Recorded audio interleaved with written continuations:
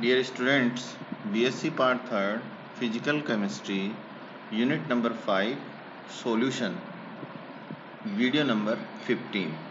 ये इस यूनिट का लास्ट वीडियो है। अभी तक आपने थ्योरेटिकल पोर्शन साथ ही कुछ न्यूमेरिकल पोर्शंस के बारे में पढ़ा है। इस वीडियो में आपको आंकिक प्रश्नों के बारे में, जो सॉल्व्ड एग्जाम्पल्स हैं, उनके बारे में समझाया जाएगा। क्यों? ये सॉल्व जो एग्जाम्पल्स हैं या क्वेश्चंस हैं या आंकिक प्रश्न हैं वो बहुत महत्वपूर्ण हैं, क्योंकि इस पूरी यूनिट में से कहीं ना कहीं से जो है आपको आंकिक प्रश्न जरूर या न्यूमेरिकल जो है आपको जरूर पूछे जाते हैं। और इन न्यूमेरिकल्स के द्वारा अगर मान लो किसी क्वेश्चन के पार्ट के रूप में आते हैं तो यदि हमें आता है तो आसानी से हम उसको सॉल्व कर सकते हैं और अच्छे अंक प्राप्त कर सकते हैं।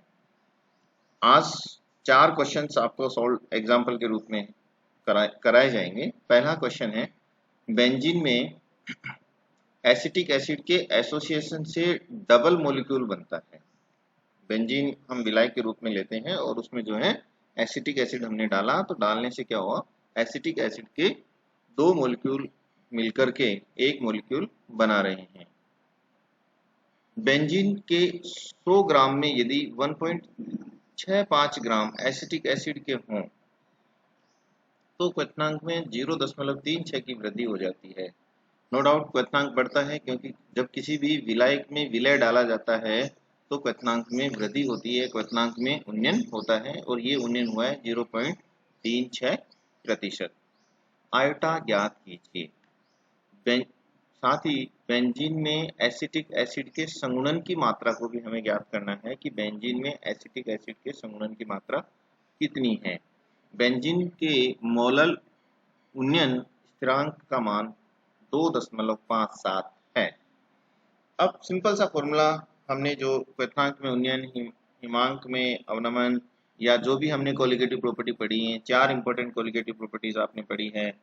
क्वथनांक में उन्नयन, हिमांक में अवनमन, परासरण दाब और वाष्प दाब का आपेक्षिक अवनमन, साथ ही असामान्य मोलर मास या असामान्य आणविक द्रव्यमान, उसमें वियोजन और संगुणन के बारे में हमने पढ़ा।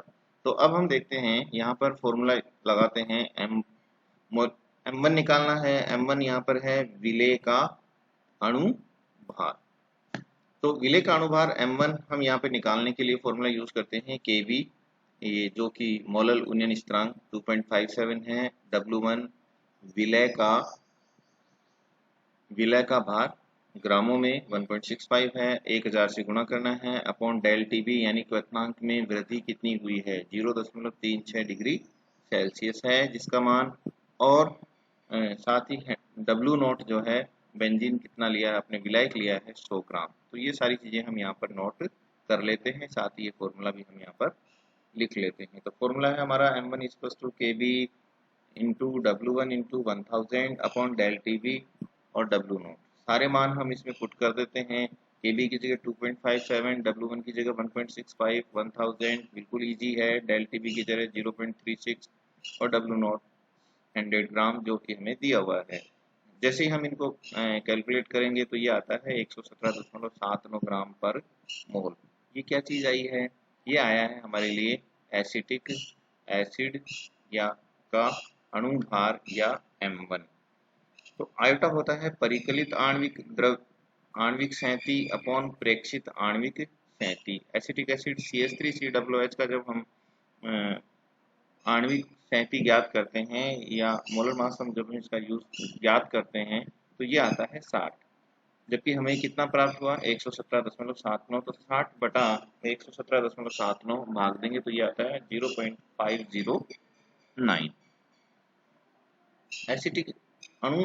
एसिटिक अम्ल का जो अणु है वो द्विगुणित होता है, अतः 2 CH3COOH मिलकर के एक अणु बनाएंगे। शुरू में मान लीजिए प्रारंभिक अवस्था में 1 मोल लेते हैं और CH3COOH ऑल्टवाइज का 0 अणु होता है, 0 मोल होते हैं। साम्य अवस्था पर इसमें से X जो है मॉलिक्यूल्स निकल जाते हैं और ये X/2 जो है डाइमर फॉर्म में अणु बनाते हैं। तो प्रभावी मोलों की संख्या वही, सभी जो साम्य अवस्था पर जो अणु हैं उन सबको जोड़ दीजिए, 1 - X + X/2 ये आ गया से आई थिंक आप एलसीएम ले लें 2, तो 2 माइनस 2x प्लस x, तो ये हमारे पास x, 2x में से x घटाएंगे तो 2 माइनस x बच जाएगा अपॉन 2। ये हमारे लिए फाइनल फॉर्मूला आ गया। अब आयोटा निकालेंगे। प्रभावी मोलों की संख्या में से अपेक्षित मोलों की संख्या हम एक्सपेक्ट कितना कर रहे थे, एक मिल गए कितने हमें, x minus 2 minus x upon 2 upon 1 करेंगे। आयोटा का मान ऑलरेडी हमें फाइंड आउट है 0.509 equals to 2 minus x upon 2, multiply कर दीजिए इसको 1.02 को इससे मल्टीप्लाई कीजिए 1.018 इक्वल्स टू 2 माइनस एक्स। जैसे ही आप एक्स को दूसरी तरफ ले जाएंगे, माइनस एक्स जो है लेफ्ट हैंड साइड की तरफ ले जाएंगे प्लस हो जाएगा, 1.018 को राइट हैंड साइड में लाएंगे तो ये माइनस का हो जाएगा, तो में से इसको घटा दीजिए तो एक्स की वैल्यू आ गई 0.982। अतः बेंजीन में एसिटिक अम्ल के संगुणन की मात्रा 98.2% है। एक और एग्जांपल आई थिंक समझ में आया होगा। एक और एग्जांपल हम लेते हैं यहाँ पर KCl का 0.5% जलीय विलयन -0.24 सेल्सियस पर जमता है। वांट हाफ को परिकलित करो और इस सांद्रता पर KCl के वियोजन की मात्रा भी हमें निकालनी है। पहले वाला जो है क्वथनांक में उन्नयन के लिए था, ये KF से रिलेटेड है, हिमांक में अवलंबन से संबंधित क्वेश्चन है। तो साथ ही इसमें दिया हुआ भी है जल के लिए KF की वैल्यू 1.86। KCl की मोलर सहती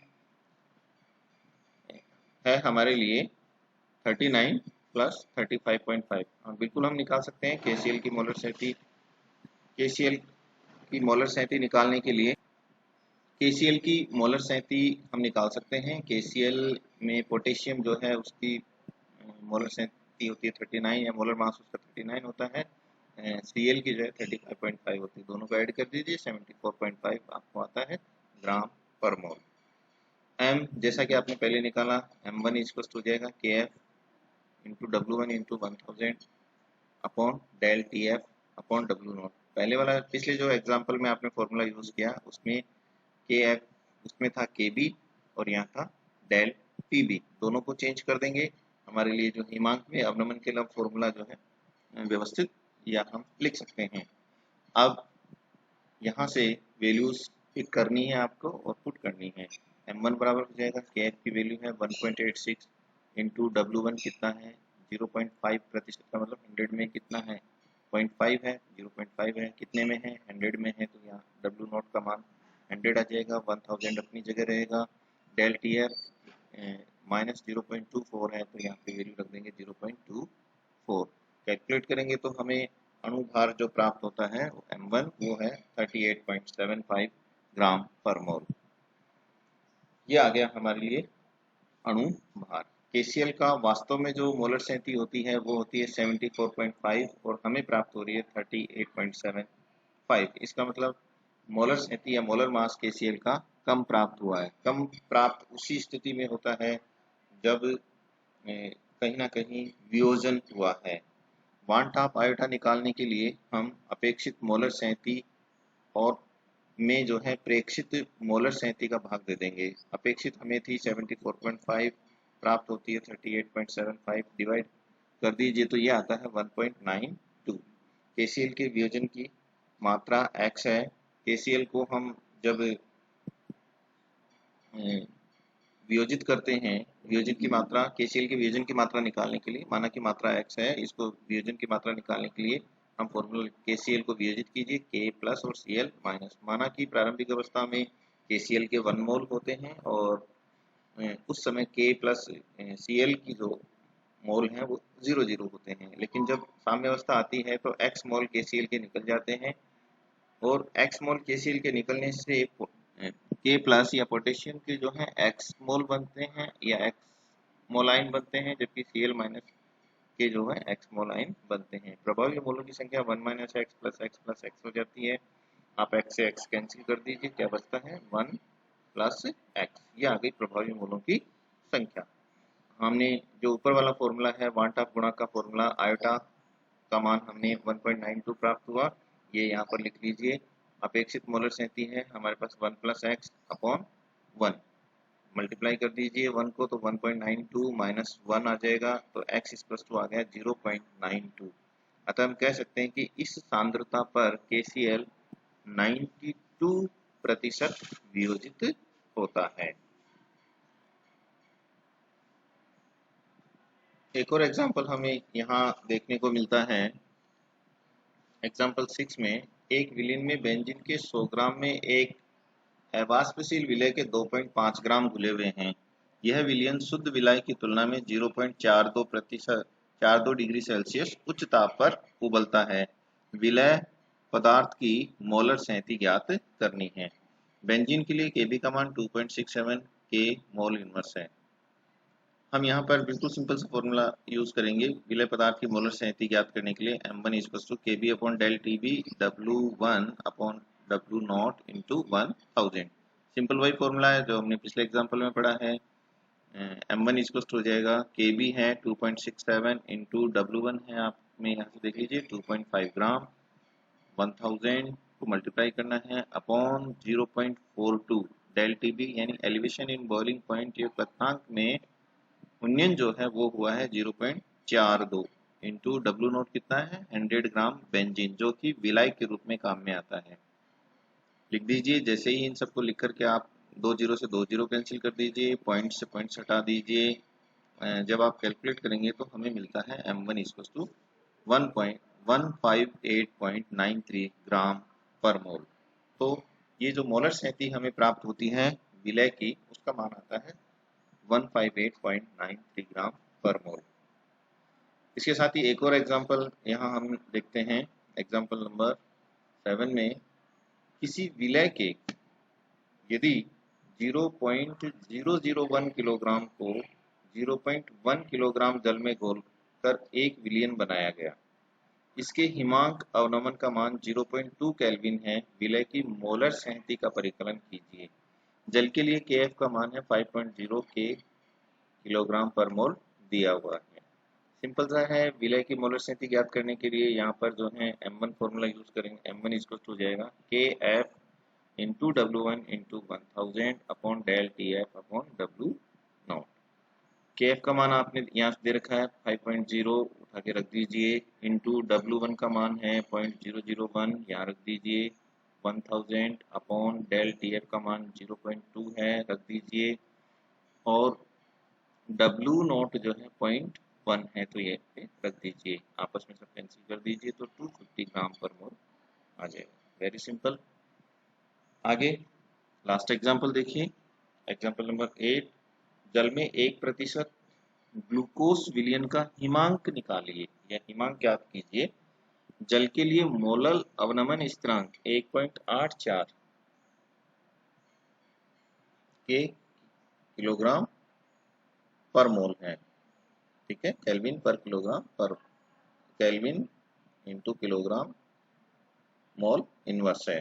ठीक है, डेल TF का मान हमें निकालना है तो डेल TF हो जाएगा KF × W1 × 1000 upon m1 × W0। KF का मान आप सीधे के सीधे यहाँ से उठा करके रख दीजिए। KF 1.84 है, यहाँ से उठा के यहाँ रख दीजिए। W1 विलेय का भार ग्रामों में 1% ग्लूकोज है। इसका मतलब है कि ये 100 ग्राम में जो हमारे पास विलायक 100 ग्राम है तो उसमें कितना घुला हुआ है 1 ग्राम घुला हुआ है, तो ये हो जाएगा 1 ग्राम।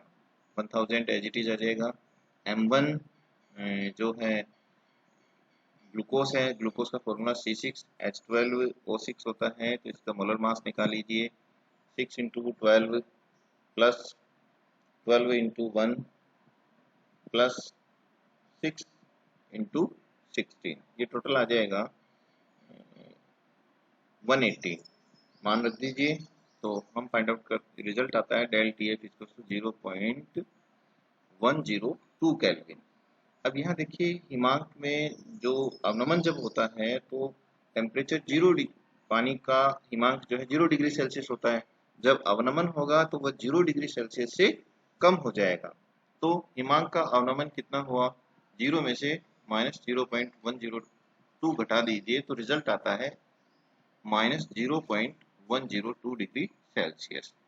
तो उस समय पानी का जो टेम्परेचर है, यानी कहने का मतलब 1% ग्लूकोज विलियन का जब हम हिमांक ज्ञात करते हैं तो वो हमें प्राप्त होता है -0.102 डिग्री सेल्सियस। धन्यवाद।